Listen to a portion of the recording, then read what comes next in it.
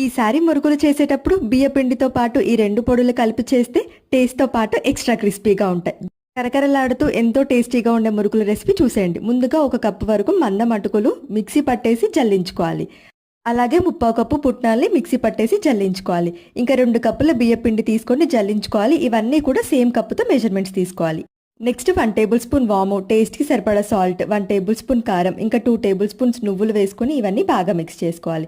ఒక 2 table spoon వరకు oil వేడి చేసుకొని ఆయిల్ కూడా పిండిలో వేసి మిక్స్ చేసుకోవాలి.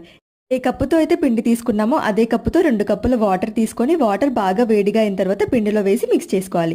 తర్వాత కొంచెం కొంచెంగా చన్నీళ్లు వేసుకొని పిండి ఇలా సాఫ్ట్‌గా ముద్ద చేసుకోవాలి. మురుకులు చేసే మిషన్‌లో ఇలా స్టార్ షేప్ పెట్టేసుకొని ఇలా 2-3 రౌండ్స్ వేసుకొని మురుకు చేసుకొని ఎడ్జ్ క్లోజ్ చేసుకుంటే మన మురుకులు రెడీ అయిపోతాయి. బాగా వేడిగా ఉన్న ఆయిల్‌లో లో టు మీడియం ఫ్లేమ్‌లో అడ్జస్ట్ చేసుకొని ఇక ఫ్లిప్ చేస్తూ గోల్డెన్ బ్రౌన్ కలర్ వచ్చేంత వరకు ఫ్రై చేసుకుంటే ఎంతో టేస్టీగా